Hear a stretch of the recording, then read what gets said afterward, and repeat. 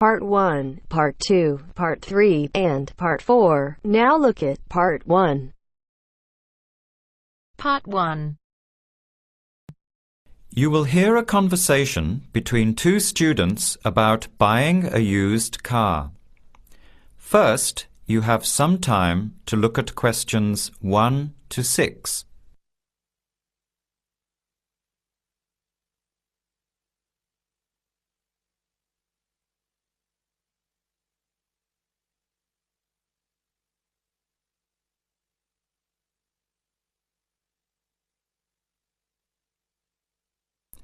Answer the questions as you listen. You will not hear the recording a second time. Listen carefully to the conversation and answer questions 1 to 6.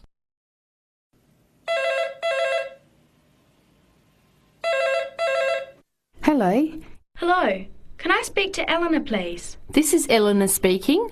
Hi, my name is Jan. I'm calling about the car that was advertised on the notice board in the Student Union building. Is it still for sale? Yes, it is. Your ad says it's a 1985 Celica, in good condition. It's old, but it has been well looked after. My family has had the car for 10 years. I'm just the third owner and my mother had it before me, so we know its history. We've got all the receipts and records. It's had regular maintenance and the brakes were done last year. It runs really well but looks its age. Why are you selling it, by the way? Well, I'm going overseas next month to study. I'll be away for at least 2 years, so I have to sell it. Unfortunately, it's been a good car. You want $1,500, is that right? I was asking $2,000, but since I need to sell it quickly, I've reduced the price. Would you like to come and take it for a drive? I don't live far from the university. Yes, I'd like to have a look. What time would suit you? Any time this evening is fine. Well, I finish classes at 6 o'clock. How about straight after that? Say 6:30? Great, I'll give you directions.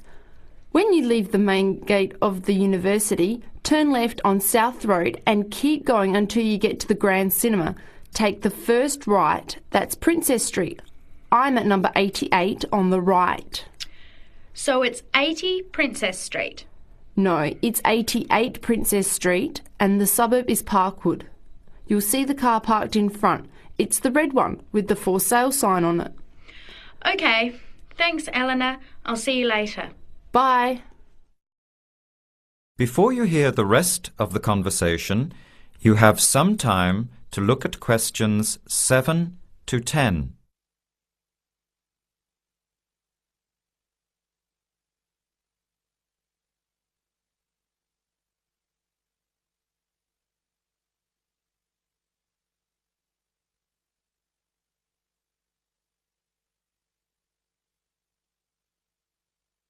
Later that day, at the university, Jan meets up with her friend Sam and tells him about the car. Hi, Sam. Hey, Jan. What's happening? I'm glad I ran into you. I've decided I have to get a car. You're going to buy a car? Do you really need one? I'd probably still be driving, except that my car broke down last year. Instead of getting another one, I just moved closer to the university and went back to riding a bike. Better for the environment, better for my health, and I save a lot of money. Did it really cost that much? Well, when you think of registration, insurance, rising petrol costs, parking plus maintenance and repairs, it adds up. I know it's going to be expensive, but I really need my own transportation. It takes half an hour by bus each way to university as it is. But now I'm working at night in the city. There's no way I want to hang around waiting for a bus late at night, then walk 3 blocks home alone. Hey, I think you've got a point there. So what kind of car are you looking at? It's an 85 Celica, same kind as I used to have. The owner's asking $1,500. That's pretty old. How many kilometres has it done? You know, I forgot to ask. I'll have to check tonight when I go to see it. Would you be able to come with me to have a look? At about 6:30? Sure, I'll come, but I don't know a lot about cars. I do know one thing, though. I wouldn't buy an old car without having a mechanic look at it first. That's a good idea. But won't it cost a lot? Not really. You can get a check done through the Automobile Association for $80, and it comes with a report on the condition of the car. It can save you a lot of money in the long run. I'll keep that in mind. So we have to get to Parkwood at 6:30. Do you want to take the bus? It goes straight down South Road every 15 minutes.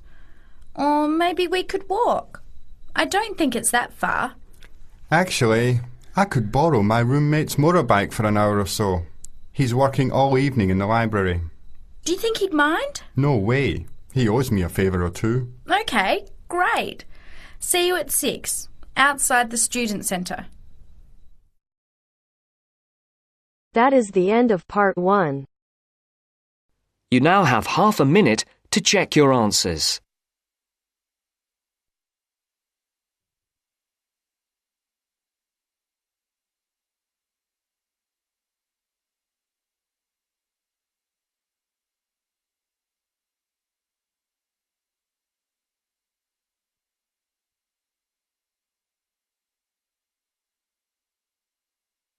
Now turns to part 2.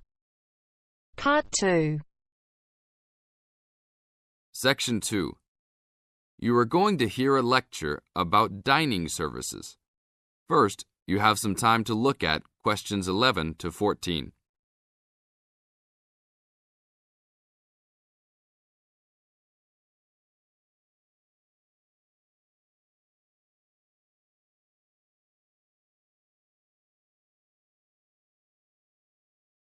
Now listen to the tape and answer questions 11 to 14. Welcome to the Dining Commons. This is the newest facility on campus, and I'm proud to say, also one of the best. I know that all university students miss eating home-cooked food. Well, this year, we are hoping to provide students with food and services that will make you feel at home, even without your family. The administration has been listening to the voice of the students. Students gave us frequent suggestions last year as to how we could improve the university. One of the most frequent suggestions was improving the dining options. We have been working hard all summer to come up with ideas that will make student life in the dormitories more pleasant. One of the new options we are offering in the dining facilities is variety in student meals. Last year, there was a set menu for every dinner, so if students didn't like the food, there was no choice. Students had to eat whatever was served. But this new dining facility has 3 completely unique areas, each with a different theme. At every meal, there will be 3 options for students to choose from. For example, there might be Italian food at station number 1, which might consist of pizza and pasta. At station number 2, there would be American food, consisting of hamburgers and hot dogs. At station number 3, there could be vegetarian soups and salads, accommodating all the vegetarians. We hope that with the greater selection of food, all students will find something to their liking. Now look at questions 15 to 20.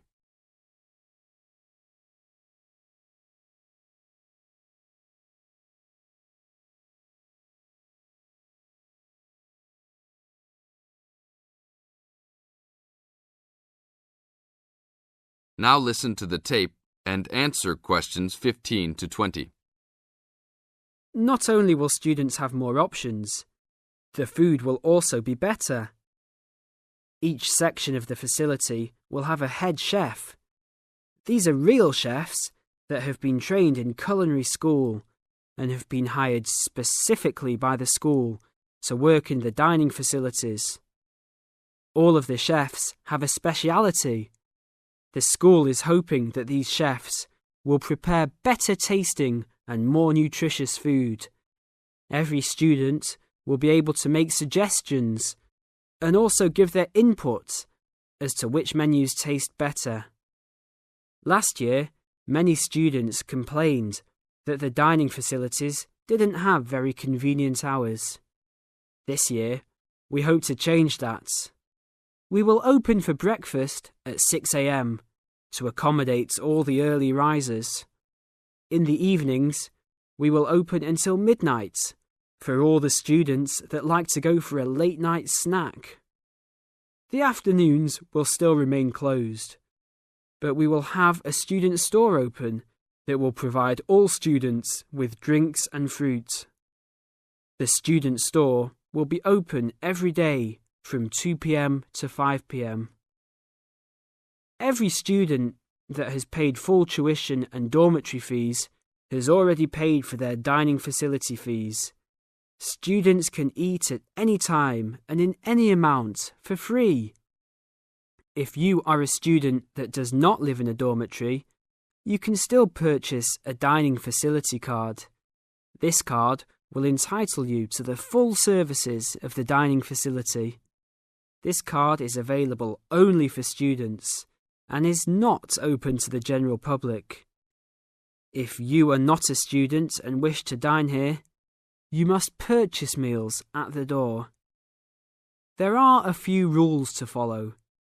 Even though we do not limit the amount of food that can be taken, we do not want students to waste food. Please do not take more than you can eat. Also, every student must clean his or her own trays and plates. We will provide plates and trays for student use, but please do not abuse these items. Please do not leave your plates on the tables. Your parents are not here to clean up after you anymore, so I hope all students will be responsible. Thank you for your attention and enjoy the upcoming year. That is the end of part 2. You now have half a minute to check your answers.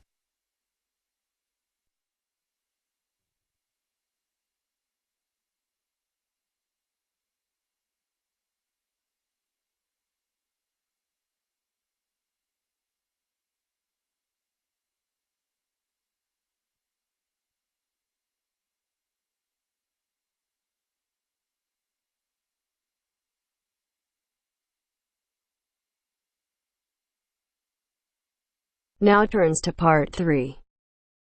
Part 3. You'll hear a woman calling Laverton Arts Centre for some information. First, you have some time to look at questions 21 to 26.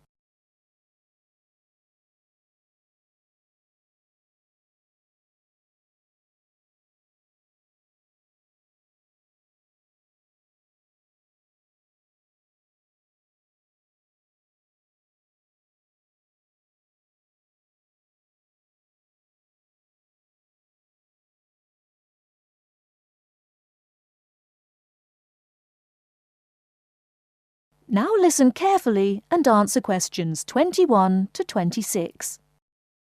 Laverton Arts Centre. How can I help you? Hello. I've been to the Arts Centre a few times recently, and I understand you have this scheme for regular visitors. The Friends of Laverton Arts Centre. Yes, that's right. I wonder if you could tell me a little about it. I mean, how much it costs and what benefits it offers, things like that. Certainly. Well, first of all, the good news is that we've recently changed the scheme.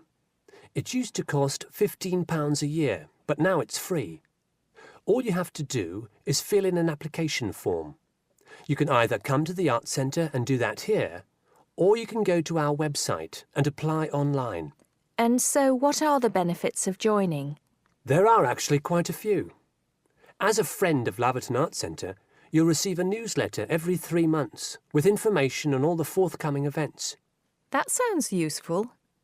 You also get priority booking for shows and concerts in the main theatre. Can you explain how that works exactly? Yes.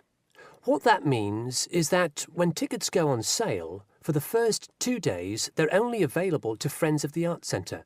So as long as you book early, you can make sure you get seats. Great! Do you ever offer discounts to friends of the centre? Under the old system, When you had to pay to be a member, we did.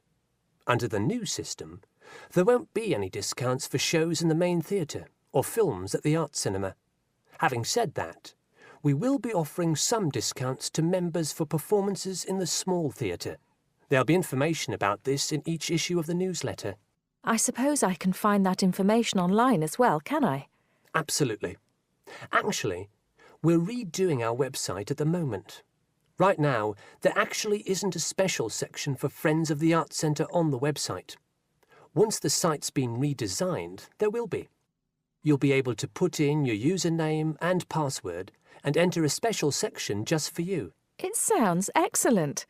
Are there any requirements, though? I mean, as a member, do I have to do anything? Yes, sorry, I forgot to mention that.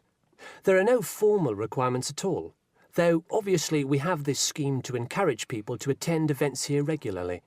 So we ask that you attend at least 4 events a year, whatever they are, if you possibly can. Nobody's going to count, though, and it's totally up to you. That sounds fair enough.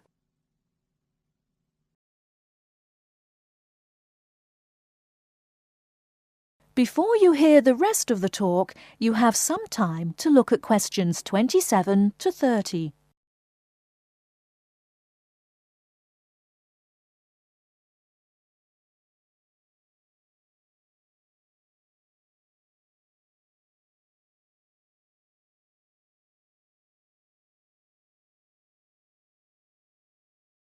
Now listen and answer questions 27 to 30. While you're here, we're actually conducting a short survey of people who phone up the Arts Centre. Would you mind if I asked you a few questions? It'll only take a couple of minutes. Sure, no problem. Thanks a lot. So, how many times have you visited Laverton Arts Centre in the last 6 months? Well, I've only lived in the area for the last 4 months, so not that many times. 3, I suppose. Yes, that's right. Fine. And how did you first find out about the Arts Centre? Let me think. Oh, yes, a friend invited me to a concert, and I came with her. Have you ever seen a film at the Arts Cinema here? No, I haven't, to be honest. In fact, until you mentioned it earlier, I didn't realise you even had a cinema. One more question. If we offered a free tour of the Arts Centre, including things such as going backstage to look at the dressing rooms, would you be interested in going on it? Oh, yes, definitely. I think a tour like that would be very interesting. I'd even pay for it. That's great. Thank you very much for your time. Thank you.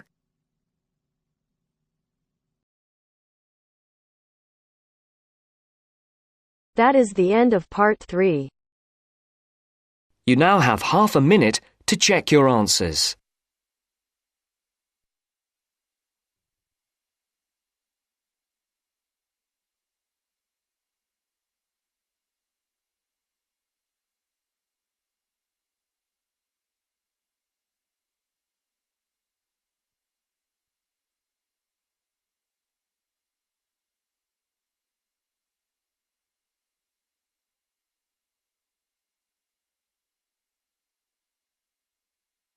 Now turns to part 4. Part 4. You are going to hear a lecture on fishing. First, look at questions 31 to 36.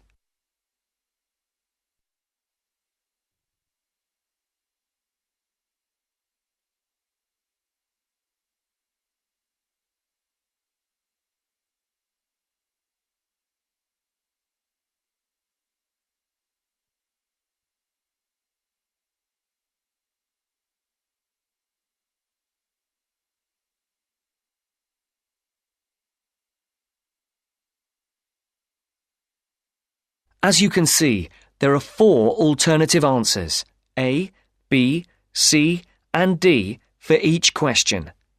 Decide which alternative is the most suitable answer and circle the correct letter. Good morning again, ladies and gentlemen. And in case you've forgotten, my name is Dr. North from the Marine Habitat Research Unit at the university, and I'm going to continue from the lecture that I gave a fortnight ago on humankind's relationship with the sea from a historical point of view, and also on attitudes to different types of fishing. In today's talk, I would like to focus on the current problems in the fishing industry in Europe, and in particular, the present scarcity of marine fish. As with the last lecture, I've placed a book list, a few relevant articles, and a copy of this lecture on the department website. A statistic to begin with. Since the 1970s, stocks of the most heavily fished species have fallen, on average, by 90%. And why has this happened? Well, there's a chain of events which begins with the demographic changes that have taken place in the world over the last century. During this time, the world population has grown at a phenomenal rate, with efficient and heavy fishing, which is technology-driven, meeting the increasing demands for food. As a consequence, many fishing stocks in the European waters, from the Atlantic to the North Sea and the Mediterranean, are now on the verge of collapse. But the problem is not restricted to European waters. It's a situation that's all too clear all around the world. Fish stocks in the Pacific Ocean, for example, are now on the verge of collapse due to a combination of overfishing and natural changes in ocean ecology. And there's another reason behind the increased demand for fish, and that is the changes in the eating patterns of different countries. Certain countries have a long tradition of fishing, for example, the southern European countries, but eating patterns have changed in countries like the United Kingdom, where fish was once considered as food for the poor rather than the rich. People have been turning to fish as a cheap and healthy alternative to meat, driving up demand and depleting stocks. Food scares like BSE and foot and mouth disease have also driven people away from eating meat, which again is invariably replaced by fish. Before the speaker continues, look at questions 37 to 40.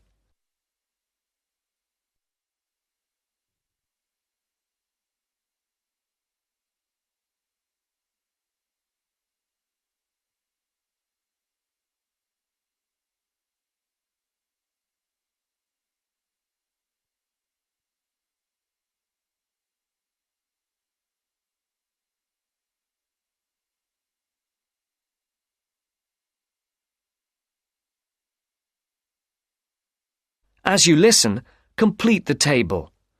Write no more than 3 words for each answer. Another important reason is that a sizable proportion of the catch from modern trawlers or fishing boats is thrown away. Nets quite often land fish that are not wanted and which are thrown back into the sea dead. Discarded nets and other traps are responsible for the deaths of many fish. Our seas, like the rest of our environment, are littered with rubbish, which also destroys lots of fish. And fish are also being changed by the chemicals dumped into the oceans, as well as by overfishing, so the size of certain species is decreasing.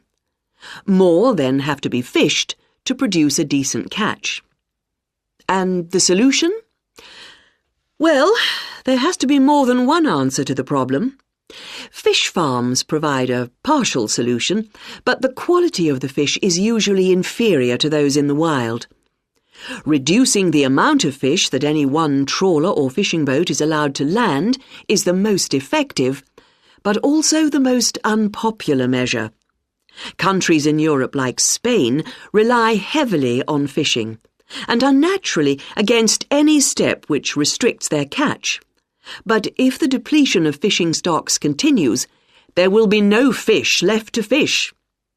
Take the disappearance of cod from the Great Banks off Newfoundland, which was once the richest cod fishing area in the Atlantic. After a dramatic fall in the cod population for some unknown reason, a ban was imposed, which, it was hoped, would lead to a repopulation of the cod stocks. The cod did not return, and many fishermen were put out of work. This is a scenario which we do not want to be repeated on a large scale. Now, if you look at this table on the screen, you can see where That is the end of part 4. You now have half a minute to check your answers.